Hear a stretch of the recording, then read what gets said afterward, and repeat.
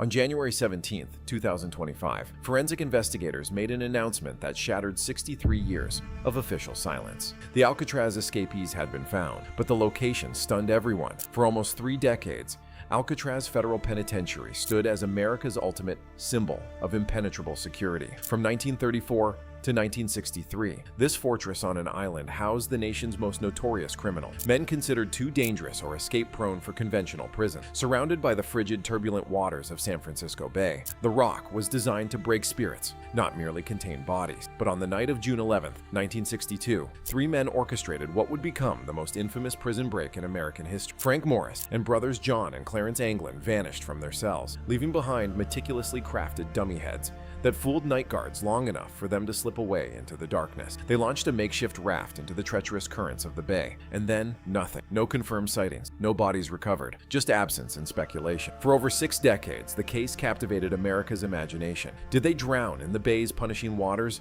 as officials claimed, or did they beat impossible odds, reaching shore to begin new lives in anonymity? The FBI officially concluded they perished, but the U.S. Marshals never closed the case. Alleged sightings, mysterious letters, and family claims kept hope alive that the impossible had been achieved until January 2025. The discovery made that winter morning didn't just solve America's most enduring prison escape mystery, it fundamentally altered our understanding of what happened that night in 1962. To comprehend why this revelation stunned the world, we must first understand what Alcatraz represented and who these men truly were. Frank Morris wasn't just any prisoner. With an IQ of 133, and a history of successful prison breaks, he was the intellectual architect behind the escape. Orphaned at age 11, Morris spent his formative years cycling through foster home and juvenile detention centers. By adulthood, he had mastered the art of breaking confinement, escaping from facilities in Louisiana and Georgia, before being transferred to Alcatraz in 1960 after a bank robbery conviction. The Anglin brothers, John and Clarence, brought different but equally crucial skills to the plan. Raised in a family of migrant farm workers in Florida, they developed exceptional swimming abilities from childhood, spending summers diving for objects in the chilly waters of Lake Michigan. Their criminal career began with bank robberies, but it was their multiple escape attempts from other prisons that earned them one-way tickets to Alcatraz in 1960 and 1961 respectively. A fourth conspirator, Allen West, worked alongside them for months, but would ultimately be left behind on the night of the escape, unable to break through his cell wall in time. His subsequent cooperation with investigators provided crucial details about the plan's complexity. By a stroke of luck, or perhaps administrative oversight, these men found themselves housed in adjacent cells along B Block. Morris occupied cell 138, with Clarence in 148, John in 150, and West in 152. This proximity created the perfect environment for collaboration and secrecy, allowing them to communicate constantly while working on their intricate plan. Each man brought something essential to the table. Morris contributed strategic brilliance. The Anglins offered physical strength and aquatic skills, and West provided mechanical knowledge. Together, they would attempt what 36 other Alcatraz escape attempts had failed to accomplish, not just breaking out of the prison, but surviving to tell the tale. The escape plan unfolded in methodical phases over approximately 7 months. Beginning in late 1961, the first challenge was acquiring tools in an environment where every item was meticulously inventoried and controlled. Their ingenuity proved remarkable. They collected discarded spoons from the dining hall, meticulously grinding them against the concrete floor until they formed crude but effective chisel. Even more impressively, they managed to salvage a vacuum cleaner motor from a maintenance closet, converting it into a functional drill by attaching it to a fan blade. These improvised tools became the backbone of their operation. Phase 2 involved the painstaking process of tunneling through the cell walls. Behind each cell's ventilation grill lay a utility corridor, an unguarded passageway running behind the cell block. Night after night, the men would remove their meticulously counterfeited ventilation covers and chip away at the aging concrete. The prison's location worked in their favor. Decades of exposure to salt air had weakened the cement, making it more susceptible to their crude tools. Each night's work produced a small pile of debris that needed to be hidden. The men developed a system for disposing of this evidence during their exercise periods, surreptitiously scattering it in the recreation yard, where it would blend with the existing dirt. They concealed the growing holes in their cells with cardboard and paint scavenged from the prison workshop, creating perfect replicas of the original wall surfaces that could be removed and replaced at will. Perhaps the most ingenious element of their plan addressed the crucial challenge of the nighttime head counts. In the prison workshop, they crafted lifelike dummy heads using stolen soap, toilet paper, cement dust, and human hair from the prison barber shop. These crude mannequins featured not only realistic facial features, but even painted skin tones that matched their own. When placed on their pillows and viewed through the dim lighting of a nighttime cell inspection, they created a convincing illusion of sleeping prisoners. The final phase focused on their means of escape from the island. Over months, they methodically stole and hid more than 50 prison-issue raincoats, which they painstakingly stitched together in a workshop above their cells. Using a technique similar to that employed in military life rafts, they created a rectangular craft approximately 6 feet by 14 feet, with pontoon-like sides to provide buoyancy. They fashioned paddles from scrap wood and converted a musical instrument, a concertina, into a pump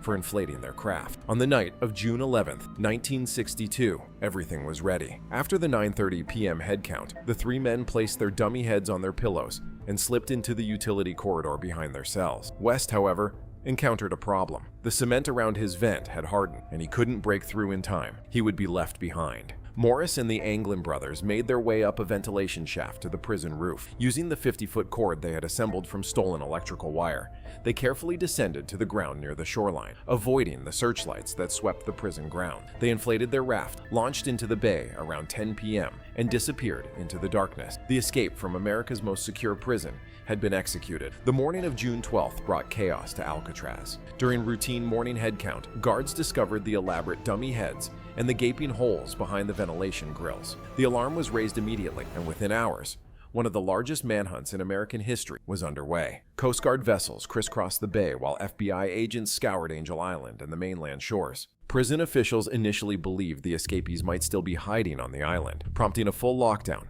and cell-by-cell search. But as days passed with no sign of the men on the rock, attention shifted entirely to the surrounding waters and shorelines. Several pieces of evidence quickly emerged. A homemade paddle and several personal effects were discovered floating near Angel Island. Later, authorities recovered fragments of what appeared to be the raincoat raft. The official assessment was grim. The strong currents, combined with the bay's frigid temperatures, suggested the men had likely drowned shortly after launching their craft. The FBI maintained this position for 17 years, eventually closing their investigation in December 1979, with the official conclusion that Morris and the Anglin brothers had perished in the attempt. The case file cited water temperature, dangerous currents, and the absence of any credible sightings as definitive proof of their demise. The U.S. Marshal Service, however, took a different approach. They maintained the case as technically open, continuing to investigate tips and alleged sightings well into the 21st century. This dual narrative, official presumption of death versus ongoing investigation, fed public fascination with the case for decades to come. Throughout the years following the escape, tantalizing clues emerged that suggested the possibility of survival. The Anglin family reported receiving unsigned Christmas cards in handwriting they recognized as belonging to the brothers. These arrivals continued for several years after the escape, though none contained a return address or definitive proof of identity. In 1975, a photograph surfaced showing two men on a Brazilian farm who bore striking resemblances to the Anglin brothers. The image, taken by a family friend who had traveled to South America, showed two men in Western attire standing near a dirt road. While the photo was too grainy for conclusive identification at the time, it became a cornerstone of theories suggesting successful escape. Perhaps the most startling development came in 2013, when the San Francisco Police Department received a letter purportedly from John Anglin himself. "My name is John Anglin," it read. "I escaped from Alcatraz in June 1962 with my brother Clarence and Frank Morris. Yes, we all made it that night, but barely." The letter claimed that Morris had died in 2008 and Clarence in 2011, and offered a deal, medical treatment for cancer, in exchange for a reduced sentence of 1 year. The FBI analyzed the letter but reached no definitive conclusion about its authenticity. Throughout these decades, the Anglin family maintained that their relatives had survived. They pointed to the suspicious timing of their mother's funeral in 1973, where federal agents photographed all attendees, suggesting authorities still considered the brothers potentially alive. The family claimed to have been in contact with the brothers through intermediaries for years after the escape. Meanwhile, the Alcatraz escape permeated popular culture. It inspired the 1979 film Escape from Alcatraz, starring Clint Eastwood, multiple books, and countless documentaries. The story's ambiguous ending, neither definitively successful nor clearly failed, made it an enduring American mystery, a real-life cliffhanger that remained unresolved for generations. The first genuine breakthrough came in 2020, when advanced AI facial recognition technology was applied to the 1975 Brazil photograph. Using algorithms designed to account for aging and image degradation, analysts achieved an 85 to 90% probability match between the men in the photo and pre-incarceration images of the Anglin brothers. While not definitive, this represented the strongest evidence yet supporting survival theory. Concurrently, forensic experts began re-examining physical evidence from the case using modern DNA sequencing techniques. Materials recovered from the bay in 1962, including personal effects and raft fragments, underwent enhanced tests. Partial DNA profiles were extracted, though the degradation from decades of storage limited conclusive finding. Then came the winter of 2024, when an unprecedented series of atmospheric river storms battered the California coast. The severe weather caused significant erosion around San Francisco Bay, particularly near Angel Island. In some areas, shorelines receded by several feet, exposing geological features that had been submerged for generations. It was during a coastal damage assessment in January 2025 that researchers made the discovery. A previously inaccessible cove on the northeastern side of Angel Island had been revealed by the receding shoreline. What they found there would finally bring closure to America's most famous prison escape. Partially embedded in sediment at the newly exposed inlet were the remains of 3 adult males, alongside fragments of deteriorated rubber material consistent with the raincoat raft. Preliminary examination suggested the bodies had been naturally preserved in an oxygen-poor environment, protected from both predators and the elements by the unique geography of the cove. Forensic teams carefully recovered the remains and conducted comprehensive DNA analysis. On January 17, 2025, they announced their finding. The remains belonged to Frank Morris, John Anglin, and Clarence Anglin. The 63-year mystery had been solved. Evidence gathered from the site painted a clear picture of what happened that night in 1962. The escapees had indeed successfully launched their raft and navigated away from Alcatraz. However, analysis of the remains indicated hypothermia had set in quickly. The water temperature that night was approximately 54 degrees Fahrenheit, 12 degrees Celsius, cold enough to induce fatal hypothermia within hours. Tissue samples suggested none of the men had survived more than 3 to 4 hours in the water. The current had carried their bodies to the sheltered cove where they became trapped, eventually covered by sediment as years passed. Fragments of clothing matched it to prison-issue items from the period, and remnants of the raft material were chemically consistent with the raincoats used at Alcatraz in the early 1960s. The U.S. Marshals Service officially closed the case, declaring in a somber press conference, "After 63 years, we can now state with scientific certainty that the Alcatraz escapees did not survive their journey. While they successfully broke out of the prison, the bay itself proved the inescapable barrier it was always believed to be." The discovery brought closure, not only to one of America's most enduring criminal mysteries, but also to decades of hope and speculation by the Anglin family. The truth had been hidden in plain sight, or more accurately, just beneath the waters, for over 6 decades, neither confirming the FBI's drowning theory nor supporting the family's belief in a successful escape and new lives abroad. What makes this case so remarkable is not just its resolution, but what it reveals about the power of myth in American cultural consciousness. For generations, the Alcatraz escape represented the tantalizing possibility that ingenuity and determination could overcome even the most formidable barriers, that somewhere 3 men were living out their senior years with the satisfaction of having achieved the impossible. The escape itself remains a testament to human creativity